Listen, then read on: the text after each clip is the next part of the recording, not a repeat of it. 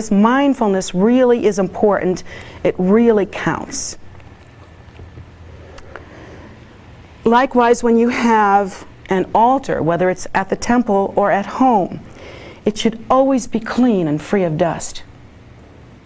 The bowls should always be clean, no nasty ring around them because you didn't wipe them. You know? The offerings should be made every day. Of course, in opening one's altar, automatically one is making offerings. That has to be done mindfully. And if you don't have a regulation type altar yet, there is a regulation type altar. If you don't have that yet, if you just have an image of the Buddha and offer one flower, a few grains of rice, a cup of water, something like that every day, that mindfulness brings an awakening to the sacred. Once again, it's not for the picture. It's for us. Conversely, not doing that, not having sacred image, not having a way to establish the sacredness of any given day, hour, moment, life, that produces obstacles. Can produce tremendous obstacles. Because once again, we are floundering around, and maybe even willingly so, in a state of non-recognition. So that's very important.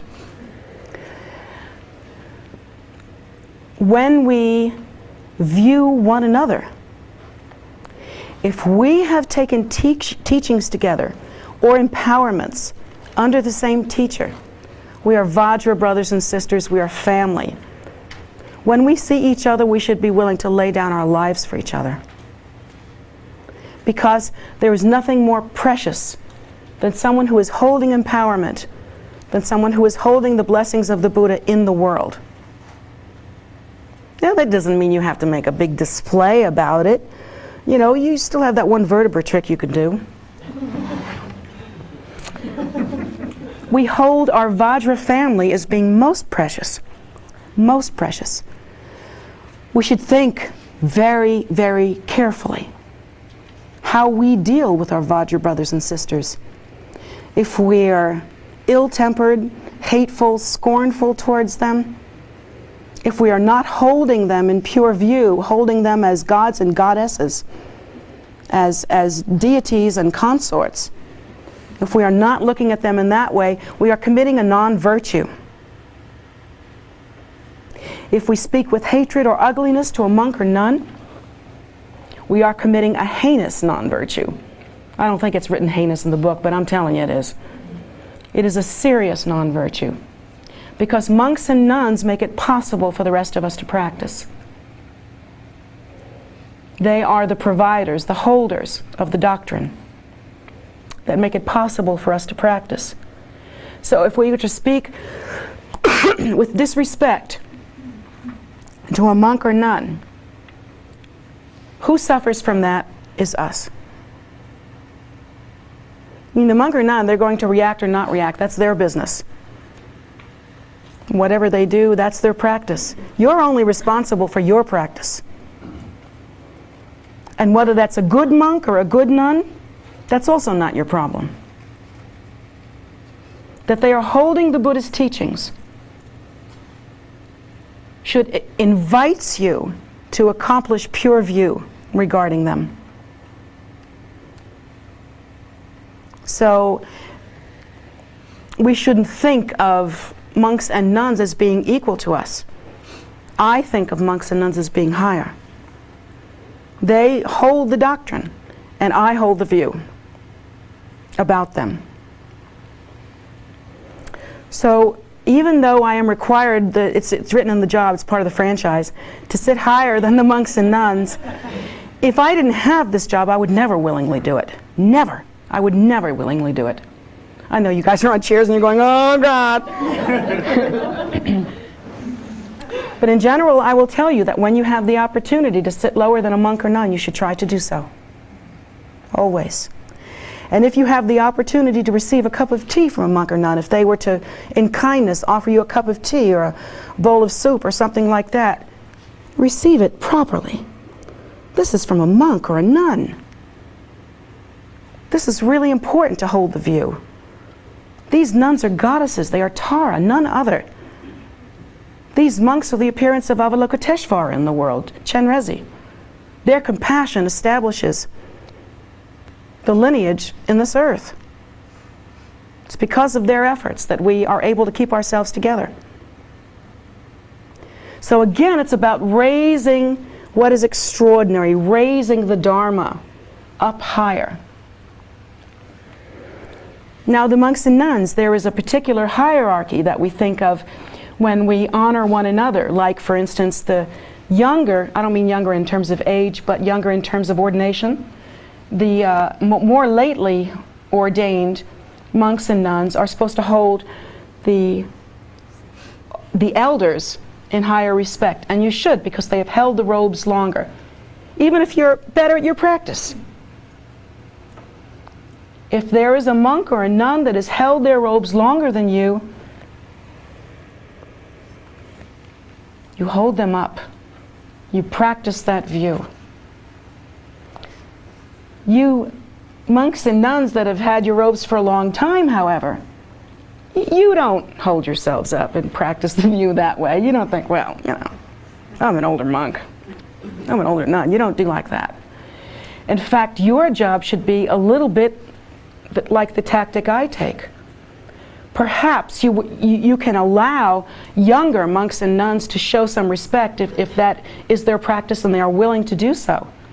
But in your mind, you should be thinking, these are the most precious ones, the babies, the newly ordained, fresh, moist with longing.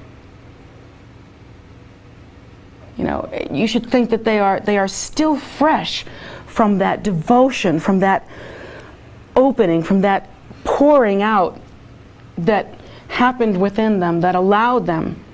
And not only that, but the gathering of merit that it took them to become monks and nuns. You should think, these are the jewels. I, as an older monk or nun, am responsible for bringing these along because they are so precious, not because they are younger in their ordination. Do you understand that? So, in a way, each of us, if you can kind of get the gist of what I'm saying, we are all looking for ways not to have our own ego in the center of our own mandala.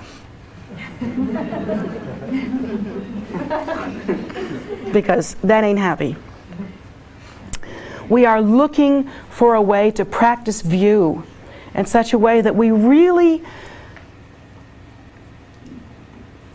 begin to awaken to the sense of all phenomena, all appearances being none other than the celestial palace mandala.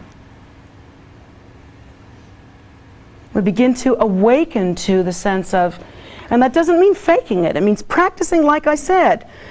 Not just saying, oh, everything is love and light, everything is celestial palace mandala. That's not how it's done. That will produce absolutely zero result. Positive thinking is not the same thing as practicing view. Positive thinking is nice, it's lovely, I hope you do it, but that ain't what the Buddha taught. So practicing view is much firmer than that, and yet more subtle. And that is instituting the habit in your mind to see things differently than you did before. Using every opportunity to get yourself, your ego, off that throne. Using every opportunity to flush out that obsessive compulsive desire syndrome. You know, the one that you have something sweet and then you have to balance it with something salty, and then you have to have something sour, and then you have to have something wet, then you're thirsty, and then you're hungry, and you know, that obsessive thing that is never ending. We're trying to use those are the attributes of your ego. That is what your ego does. That obsessive compulsive nature, that constantly going round in circles with what we want, that is absolutely the nature of the ego. That's all it does. That's all it does. And your five senses help you do it. You smell what you want, you see what you want, you touch what you want, you grab what you want. You know? Five senses help us to do that. So any opportunity that we have to move away from that is an excellent opportunity. And when we have that opportunity and we search them out, and once you get the knack of searching them out, you will find those opportunities everywhere. Everywhere. Because there is no place where it's impossible to practice the sacred. So that being the case, once you move into that posture of really practicing view and beginning to give rise to that recognition and beginning to see all extraordinary, compassionate, sacred objects as being something different,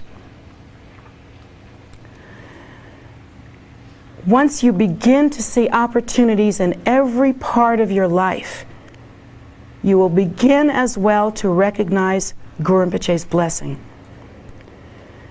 Once you recognize those opportunities and practice like that, Guru Rinpoche's blessing will be everywhere. Oftentimes we run into this terrible, terrible, tragic separation in our lives, don't we? Where this is this thing and that's the sacred. You know, this is the life and that's the sacred. And the way that we practice it is we say, okay, well, here's how I'm doing on my path.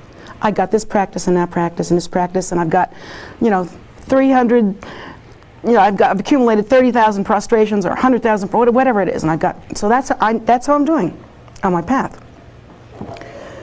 Then we have our lives. We go, oh, am I making lots of money? Do I have a good family situation? Do I have good relationships, good friends?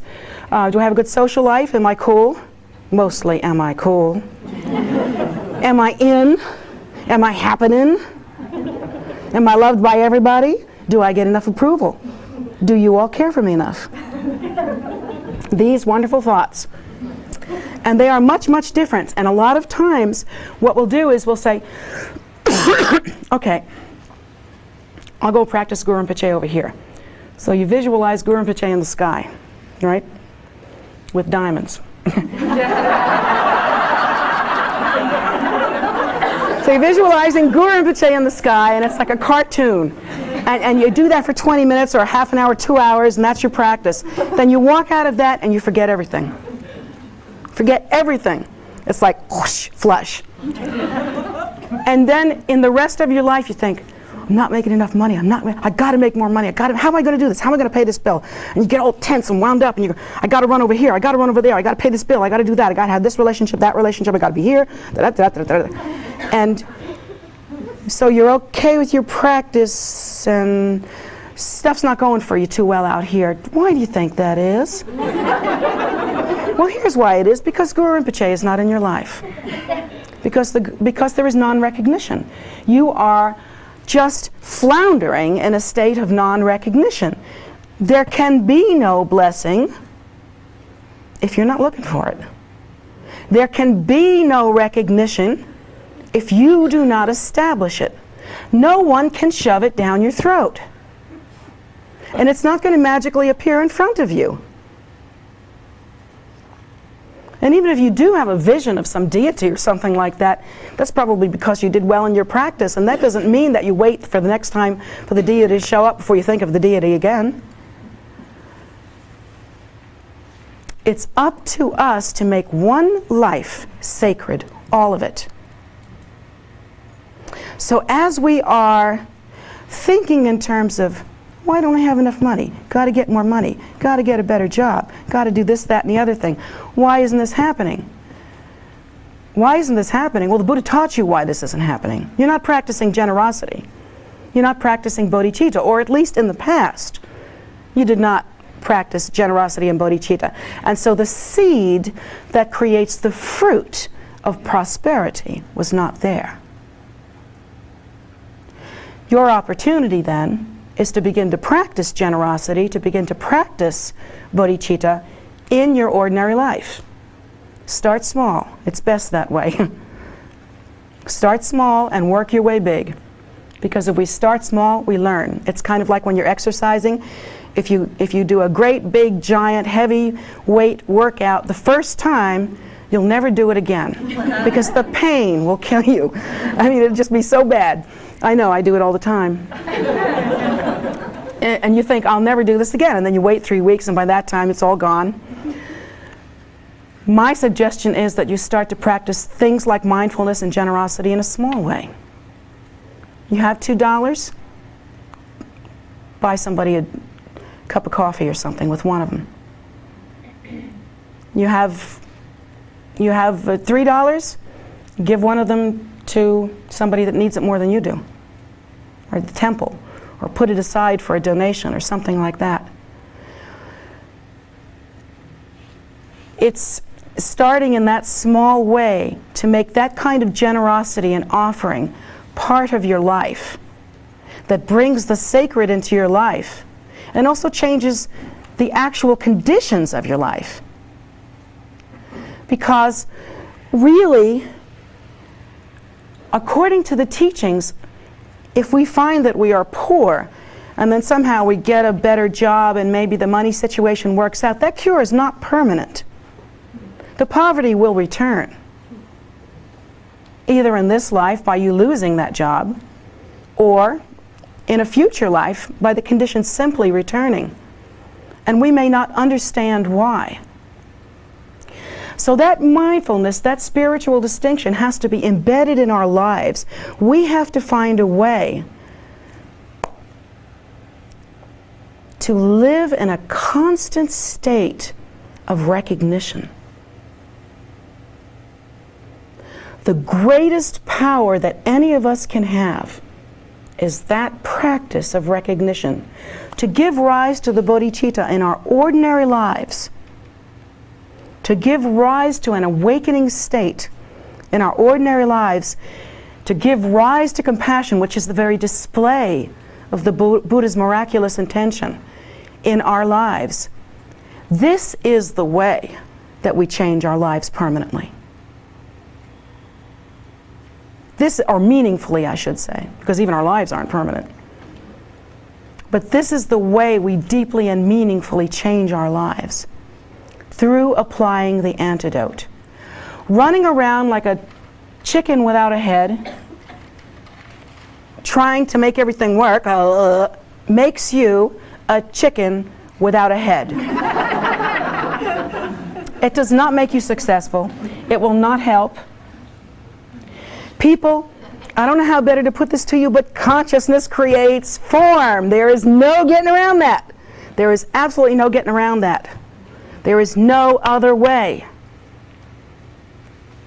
It is through the mindfulness of our practice, it is through spiritual discrimination, that we can make an actual change in the flavor, the condition, and the results of our lives. And that's really the only way. Anything else that we do is like putting a Band-Aid on an ulcer. It's just festering underneath there, and pretty soon it's just going to open under the Band-Aid. Do you see what I'm saying? The disease is still there. And I'm using a disgusting analogy because it should be disgusting. But when you practice the antidote, you're talking about healing something from the inside out, from the root cause, which is your mind stream, your consciousness. It's so real, and we've never had the opportunity to see how real it is. How this spiritual mindfulness, this lifting up of what is sacred, this practicing of bodhicitta in every walk of our lives, this looking for the Guru's face in all things. We have not had the opportunity to see what a tremendous life changer this is, what a tremendous empowerment this is, what a tremendous power to live it gives us. And so we're asleep, sleeping peacefully, thinking all we have to do is do the things, the busy work that keeps us afloat. And we don't know why life happens to us the way that it does. And I'm telling you that life is not happening to you. Your life is not happening to you. You are caught in a feedback loop, if you will. Let me use some electronics. Caught in a feedback, a bubble, a reflection. You look outward and you see your own mind. Back and forth. That's kind of a feedback loop. Constant, circular kind of motion. And the qualities of your mind display themselves in the world. And they have the same taste. Same taste. The external conditions that you have and the quality of your mind stream, same taste.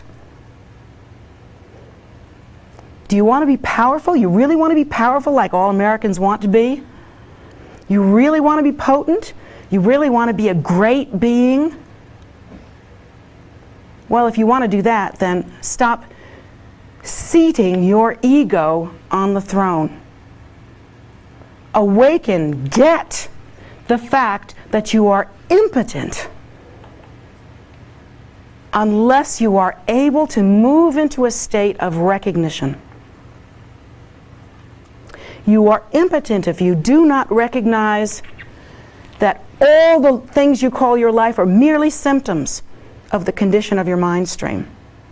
You are impotent if you do not realize that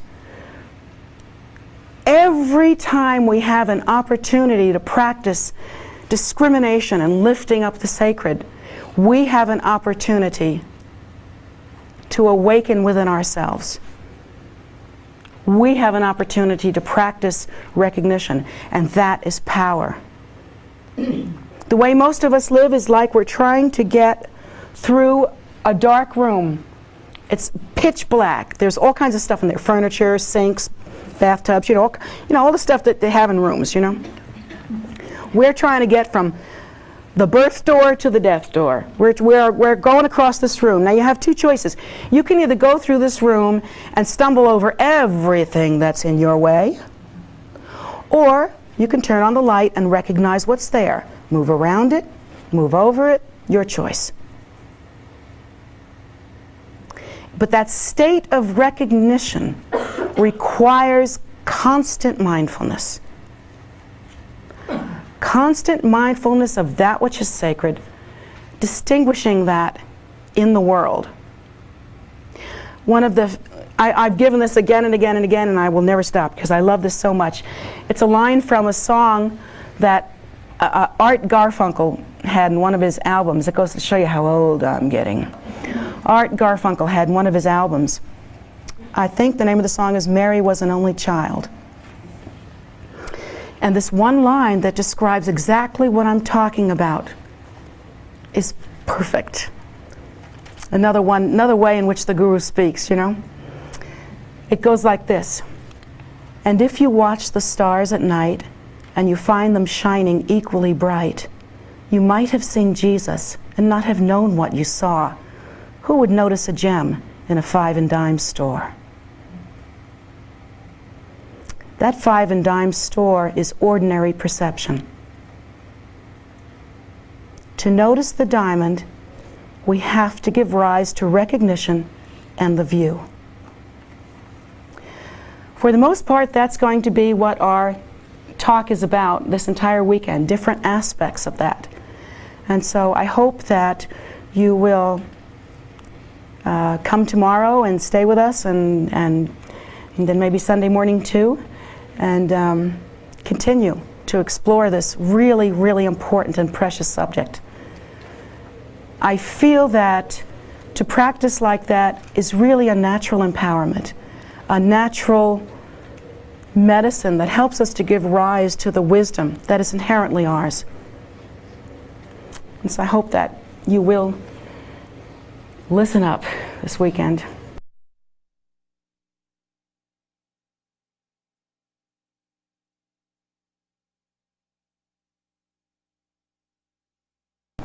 Last night we spoke about how to practice mindfulness in the context of guru devotion. To continue that just very briefly and to recapitulate,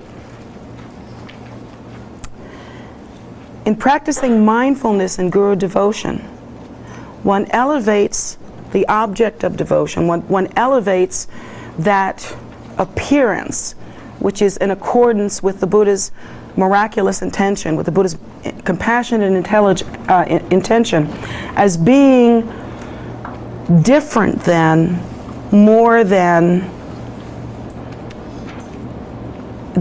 ordinary phenomena. What we're trying to do here is to overcome the condition of non-recognition, this condition of dullness, the condition that where our mind becomes very flat line, and in a sense, well, in a very strong sense, it actually is filled with so many defilements of non-recognition that the mind becomes disabled, the consciousness becomes unable to discriminate what is extraordinary from what is ordinary. We literally are not able to see that which proceeds or arises from the Buddha nature, are not able to discriminate between that and what is ordinary appearance. So we practice Guru Yoga for the purpose of being able to make that kind of discrimination. When we hold an object of reverence when we hold it up, when we hold it in reference, we should not think that, we should not bring it into the realm of the ordinary. In order to bring it into the realm of the ordinary, you have to think the way you ordinarily do. So in bringing this kind of practice into the realm of the ordinary, what you would basically be doing is saying, okay, now this is me, the student, acting like that in front of the object of reverence, of refuge. This is me acting like that. I put myself in that posture because that's what I'm supposed to do as a good Buddhist. What you're doing there by taking that, the opportunity to discriminate and the opportunity to give rise to a state of recognition or awareness or awakeness. What we're doing there is we're throwing away the opportunity. We're bringing it into the realm of ordinary context. We're saying, this is here and that's there, and we're practicing this sense of division, the sense of duality, while not truly making any kind of distinction. In that particular kind of thinking, you, the ego, you, the self, is still the star on that stage. You are bowing. You are in a posture of being reverent. Don't you look good? And so that kind of attitude is different from what I'm talking about. What I'm talking about is a true, honest, delusion-free recognition of that which is extraordinary. So the practice has to go accordingly, and only you can know, only you really can measure the subtleties of your own mind and your own perception and honestly and truly see how this is going.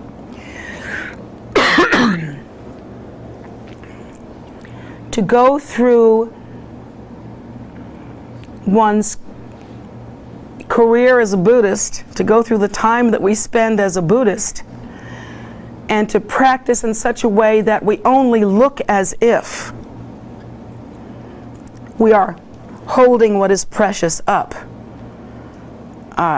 In a sense, practicing only the posture and the demeanor of reverence, without really having the inner discrimination and mindfulness. This has very little result, almost no result. In fact, maybe can have a negative result. And the reason why that would be is that still in all, this solid self-nature, this ego that we cling to, is the star on the stage. Literally, when you are practicing reverence and doing all the right movements without the inner discrimination, what you're really doing is performing. In performing, we're on stage, and that means that the ego, or the solid idea of self-nature, is really much higher, and we are much more deeply aware of that than the object of refuge. So here is where we have to be careful and mindful. Here is where we have to practice true discrimination. If I were to treat a Dharma book in a certain way, if I were to say, oh, now everybody's watching me because I'm up high, and because of that, when I put my Dharma book over there, I better do it very gracefully. See? Wasn't that nice? Wasn't that exactly what I told you to do last night? Well, it looked like it, but it wasn't. Because in thinking like that, and thinking, oh, I'd better do this just right, I better follow the rules, better be a good girl, put the book right, without any inner recognition that these are the Buddha's teachings, without any inner recognition that what comes from here is not the same as what comes from a dime store novel. That kind of inner recognition, only you can be responsible for that. And in a way, that is the great strength and the great difficulty of practice. The great strength of practice is that you have the jewel in your hand. Use it or not, you have the jewel in your hand. You can determine the depth of your practice. You can practice as deeply as you wish. Excuse me.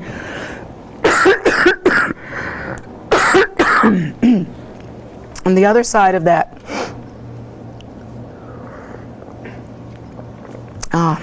Maryland weather, it's really good for my bronchial tubes. It's that dampness, it's just so good for us, isn't it? So where was I? So in practicing in such a way that we should be aware that only we can practice in such a way as to actually bring our level of understanding or our level of wisdom deeper. Only we can practice in such a way as to give rise to recognition, but we have to stop going through the motions. So important to develop really the heart of practice.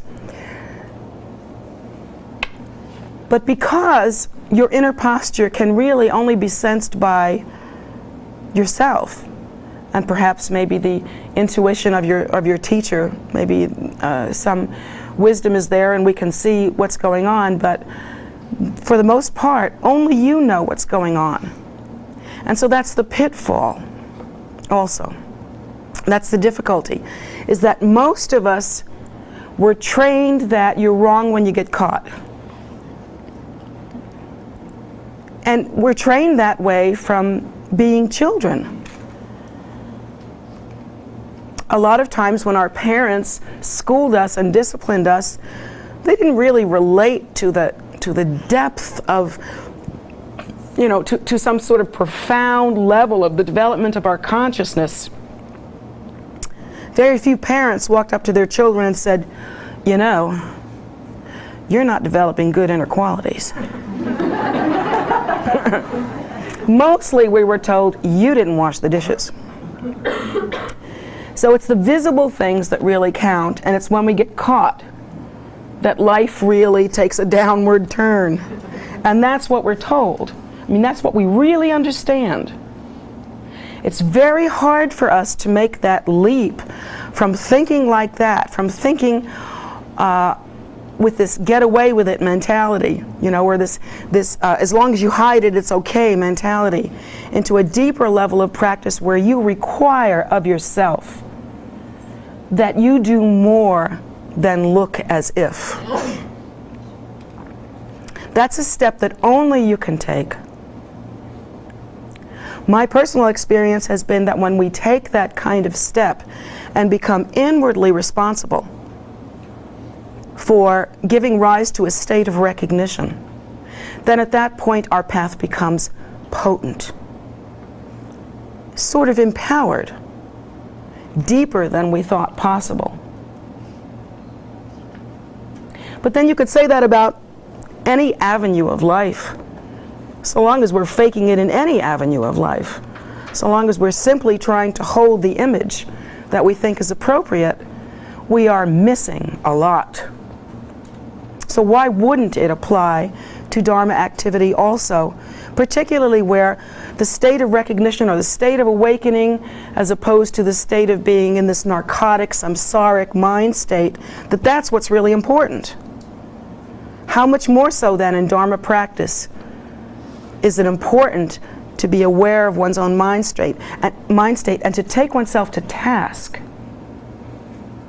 even to the point where if you find that you're just fulfilling the form and you're just acting as if you have reverence, or acting as if you can have some kind of spiritual discrimination or recognition, only you can say to yourself, well, wait a minute, go back and do that again. Go back and do that again. You know, only you can be sitting there doing 7-line prayer, then you realize you don't even remember what you're doing. Things are coming out of your mouth you don't even know. And the mind is all askew, and you don't know where you are, and if you didn't have the beads, you really couldn't count. You're so far gone. So when that happens, do you stop, pull yourself together again, focus, maybe even lose a few of the 7-line prayers on your little bead thing, go back and say, wait a minute, I think I've been gone for about 10. And go on back. Only you can do that. I know it sounds silly, it sounds like much ado about nothing, but that is the power that you have. And don't take it lightly. The potency that we have in our path comes from that kind of mindfulness, that kind of discrimination. Now, this mindfulness and discrimination doesn't only take place in the area of Guru Yoga or in the area of recognizing the 3 precious jewels, the Buddha, the Dharma, and the Sangha, or in recognizing or being awake to what is extraordinary, what arises from the Buddha nature. There are a number of areas of practice where this spiritual discrimination and focus are absolutely necessary. When we talk about, for instance, the practice of bodhicitta, the practice of compassion, we have to remember some of the basic fundamental thoughts, some of the basic fundamental logical progressions in order to avoid simply going through the motions. Because simply going through the motions of bodhicitta or the practice of compassion, once again, we are being a nice person. And being a nice person, causing you to act a certain way to something else that is outside of you, is only perpetuating delusion. You still have your ego up on a stage, you're still performing, and fundamentally you're not doing anybody any good because you are performing. You're not touching, you're not reaching, you're not connecting, you're performing. There's a difference. So in the practice of bodhicitta, we have to remember a whole lot of things, and it has to become so deeply ingrained in us. We have to work with this mindfulness and work with this recognition so deeply that it becomes habitual tendency, that it becomes part of the foundation of our thought.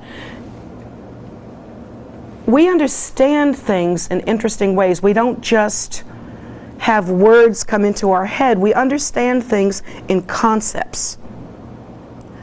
So we have the capacity to attach certain kinds of abstract thoughts and concepts to a known thought. And in a sense, when we think of something, we don't really and truly recognize how powerful the mind is, in that it recognizes or sees or is able to pull together so many thoughts at one time in order to understand the one thought that we're having. In other words, there are so many connecting and interconnected conceptual processes in order to make thought as we know it possible.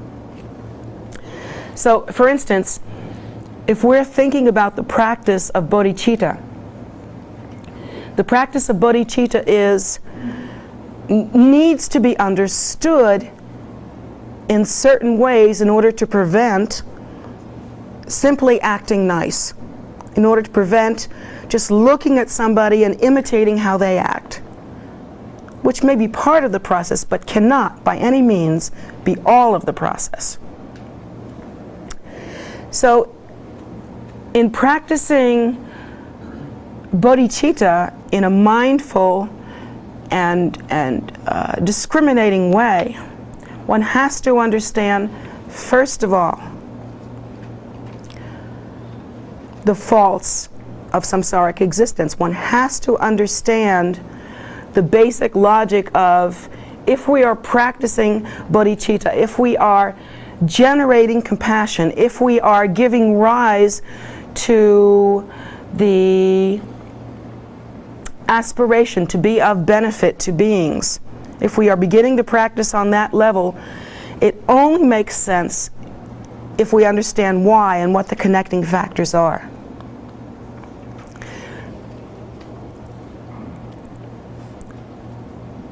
A good example of that is that there are people nowadays who are sort of practicing a kind of popularized generic religion, which is, fairly non-dogmatic, I guess. At least it appears so on the surface, but then ultimately it gets very dogmatic. And in that kind of generalized religious idea, we assume that we are supposed to act in a certain way. I mean, that's the first thing we understand about anything, how it's supposed to look, how we're supposed to act. That is the first way to understand anything. And generally, when there's no path, no foundation for how one practices, that's as far as it goes. To go more deeply, there has to be a deeper understanding. If we are going to adapt the demeanor of compassion, I need to know why. You need to know why. One of the greatest obstacles I've seen is that nowadays it has become fashionable in our generic religious experience, in our new, current popular pop religion. In our pop religion culture, it has become popular to say everything is perfect. The world is perfect. And I have actually had the experience of saying to, I thought, prospective students, that,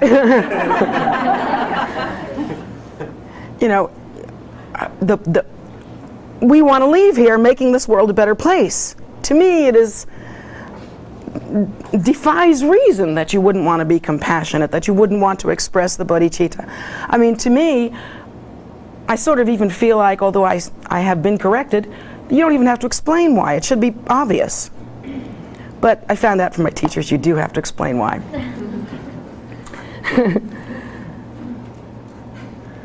And why is that so many people say, basically they're in the idea of seeking happiness. And so they realize, on some level, they must realize that there is suffering because they're trying to cover up that suffering. They're trying to affirm it away. In other words, we're going to just say suffering doesn't exist. We're going to say everything is light and love, and suffering doesn't exist, and that's wonderful. And so the world is a great place. So we don't have to practice compassion, see, because everything is already blessed, and it's already very holy. And so we don't have to practice compassion because there's, it's just perfect. The world is perfect, don't you see? Can you hear the superficiality in that? What you need to hear next is what's really going on in the world, because if you're in that mind state, you haven't been watching. You haven't seen. There is such an extraordinary amount of suffering in all the realms of cyclic existence. On this world alone, just looking at the human condition, the extraordinary, unconscionable suffering. How can you look at these people marching out of Kosovo and think that's perfect? How can you watch children and innocent civilians being torn up, their bodies simply torn up, with no understanding as to how this could have happened to them? They are modern people like us. How can you look at that and say everything is love and light, everything is perfect? How can you look at someone you've known all your life, who maybe you've known, if you've had the good fortune of knowing one person, throughout the course of your life, and watched all the different ages and stages we go through, to watch what it's like to be a child and to go through all the struggles that children go through. It's tough being a child. They don't really understand what's happening to them. They don't really understand why it is that when certain things happen, other things happen. It's tough being a child. That little brain is forming. It doesn't work in its entirety yet. And then watch that person grow up to be a teenager. It's tough being a teenager. It's awful being a teenager. I remember being a teenager. I don't think there are words for that. You have all these feelings, and your body's all grown up, and your head is still childish. And nothing works. You're just, And then you grow up, and you're and suddenly you're supposed to be an adult. You don't feel any different than you did when you were a teenager or a child. You still feel like you don't understand diddly squat. And yet suddenly, because you have a child, maybe, you're supposed to be an adult. And you think, well, I've waited all my life to be an adult. This is great. Now I can vote, I can drink. Yeah, you can also get up early every morning and go to work. You can also work every single day. You can also have very little fun. Do you remember what it's like, when you're just trying to build your life? There's an obsession with that. You just feel like, I've just got to do this. If I don't do this, I'll never be happy. And all that reactive delusion just kind of beats you up. Then, when you kind of get to the point of maturity and you realize, well, not all the things I thought really mattered actually really matter. And there's a little spaciousness. Maybe you have a pause that lets you know that it's okay, that maybe now it's time to relax a little bit about getting all these material things lined up, and maybe now it's time to stop and smell the roses, and then even beyond that, plan for our maturity, our continued maturity.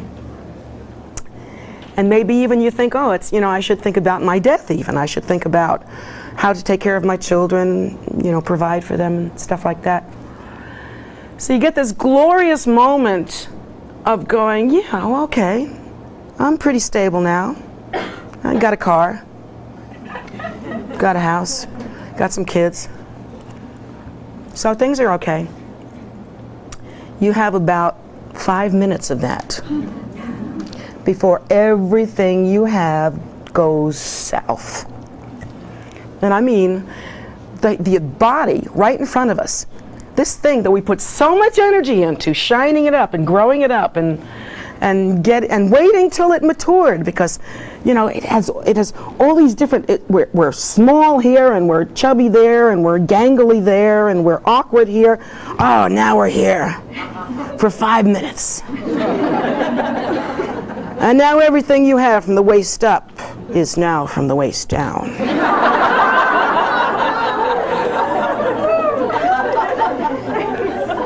And it gets worse as you move along.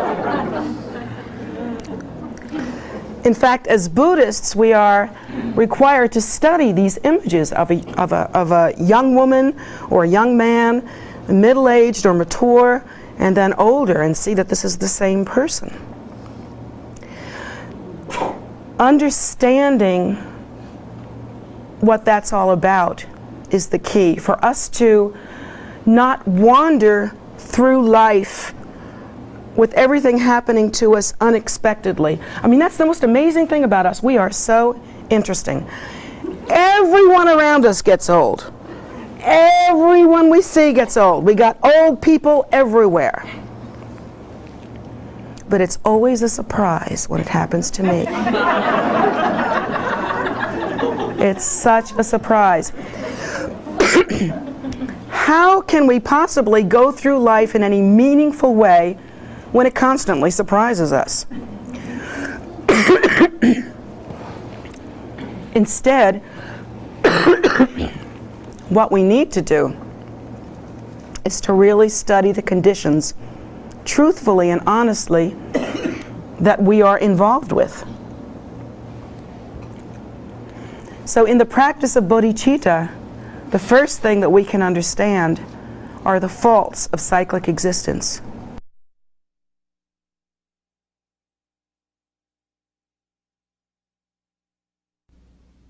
No.